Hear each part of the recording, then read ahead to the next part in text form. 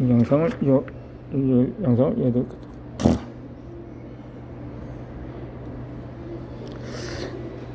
이에 대해서 양반과의 계약군이 났다면서 뒤에서 조롱하는 사람들도 있었지만 이혜영은 이에 기이치 않고 옳다고 믿는 바를 실천을 하게 됩니다.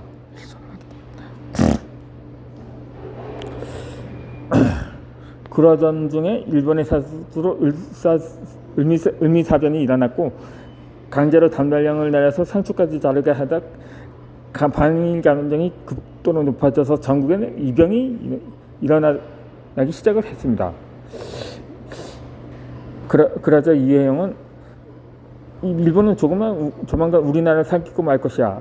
그때 전국에서 이병들이 봉기할 텐데 일본군과 전투를 하려면 자금을 미리 만들어야 한다면서 앞날을 미리 내다보았습니다.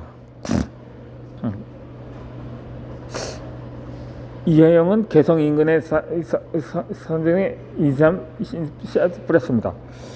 청나라와 일본이 조선의 상권을 온통 장악하고 있었지만 인삼은 모두 탐나는 품목이었기에 자금 조성의 그만이었기 때문입니다.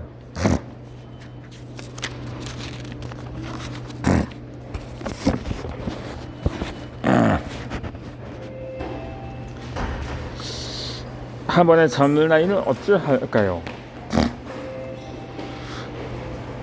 그 무렵에 독립신문이 창간되었습니다.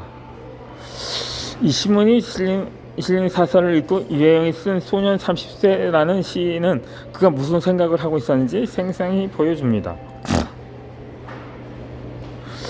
바로 이 세상의 풍우는 많이 일고 해와 달아 급하게 사람을 몰아붙이는데 이 한 번의 젊은 나이를 어찌할 것인가. 어느새 벌써 30살이 되었으니 이러한 시들은 청년 이혜영의 이런 시대에 과연 어떤 일을 하며 살아야 할지 스스로에게 물었던 절실한 물음이었습니다. 몇 년이 지나 인삼이 굵어서 수확할 때가 되었는데 누군가 노획질을 해가고 밭을 엉망으로 만들어 놓았습니다. 이혜영이 조사해 보니까 근처 일본인의 소행이었는데 이자가 조선인을 많이 여기서 적반하장격으로 죄대 큰 소리를 쳤던 것입니다. 내 이놈, 도적질을 하고도 부끄러운 줄 모르다니 내 놈들이 다리 외는 소리를 듣는 줄 아느냐고 호통을 쳤습니다.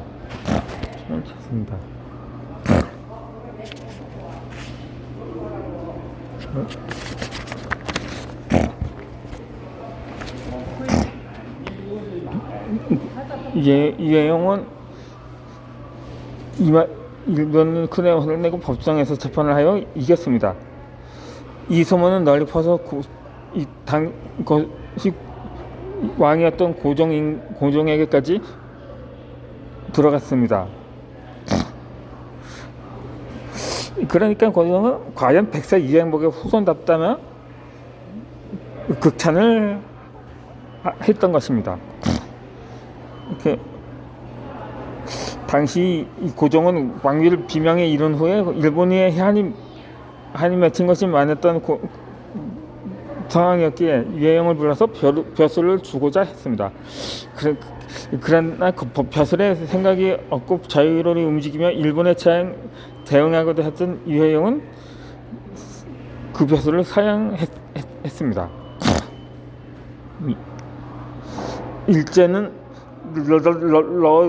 러인란장을 일으켜서 서울의 군대를 주전시키니 대한 제국을 식민지로 삼기 위해서 불면조에게 서명하라고 강요했습니다.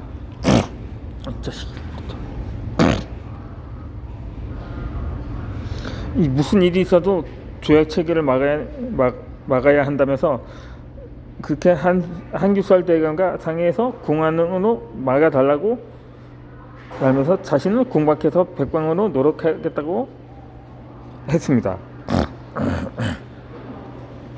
이혜영은 참참벼슬을 하고 있던 이상설에게 장부하고 자신은 조약 반대해서 여론을 조성하는 등의 종문서구하고 뛰어다녔습니다. 그러나 이도부미는 군대를 동원해서 궁궐을 포기한 채 왕과 대신들을 협박하면서 이 을산 녹약을 성사시켰고 제한제국은 주권을 잃고 말았습니다. 이 국제법상의 강박에 의한 조약은 무효입니다. 일본이 어떻게 조선의 주권을 강탈했는지 만국평화회의에서 알리고 호소하자고 말했습니다.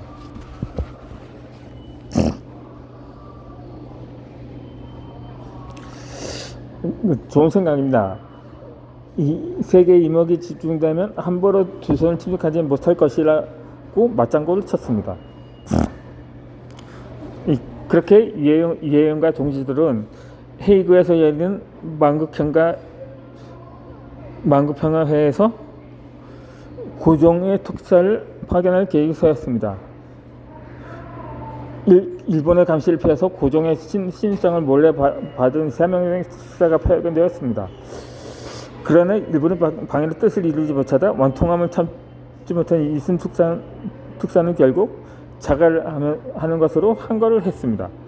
이 사실이 널리 알려지면서 국민들의 반일 정서는 더욱 높아지는 계기가 되었습니다. 그때부터 일제는 조선의 왕이 국제사회에 자신들을 망신시킨다면서 강제로 폐위를 시켜버렸습니다. 그리고 순종을 꼭두가시로 그 자리에 앉혀 조종하기 시작했습니다.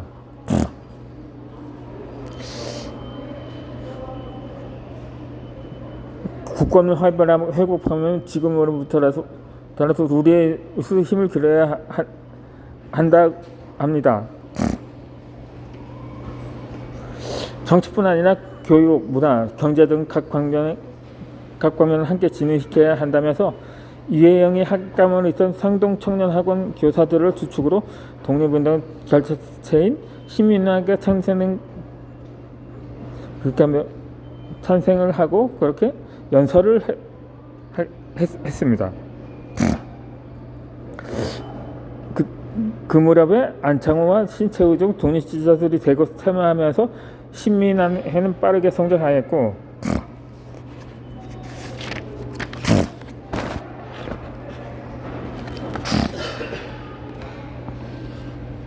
회원들은 교육고국의 힘차게 운동을 펼쳤습니다.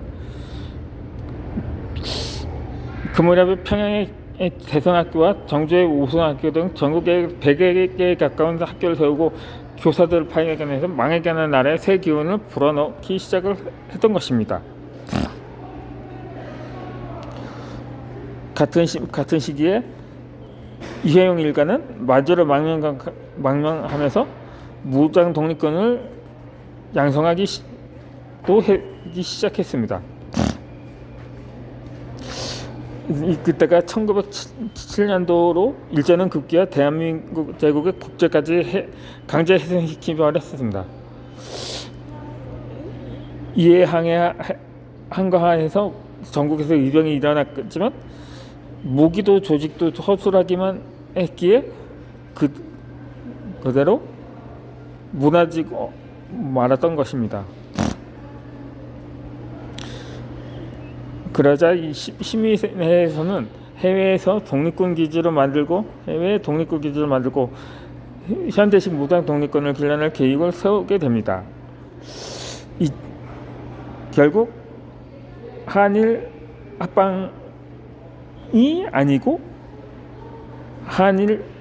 이것도 참 역사적으로 애매한데 한일 병탄이라고 강제 병합이라고 해야 할지 이렇게 1910년에 나라가 결국 국권이 침탈됐던 그해 여름 이혜영이 상인으로 꾸민 채 보름 동안 만주 서간도 지역을 답사하면서 후보지를 물색하였는데 국내로 돌아보니 그새 완전히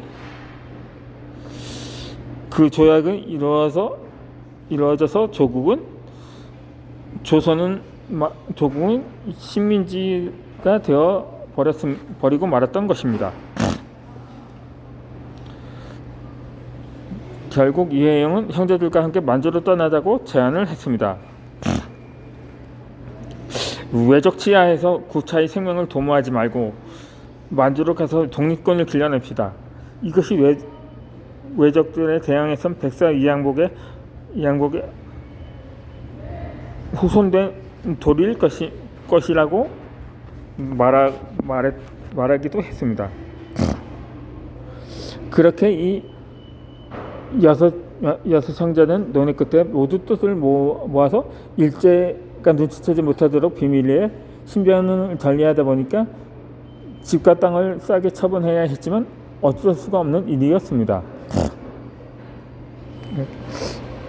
그해 12월 이회영의 형제들과 가솔 40여 명은 남몰래 조선을 떠났습니다. 아마도 형제와 처자식을 제외한 그들의 집사들과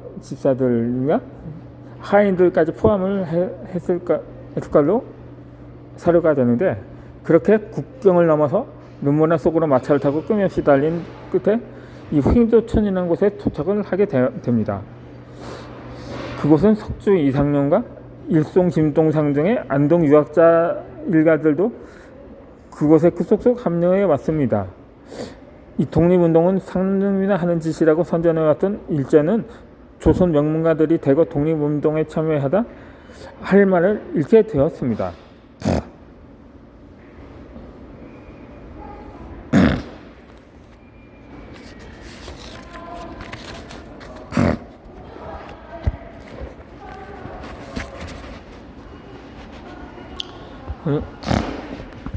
바로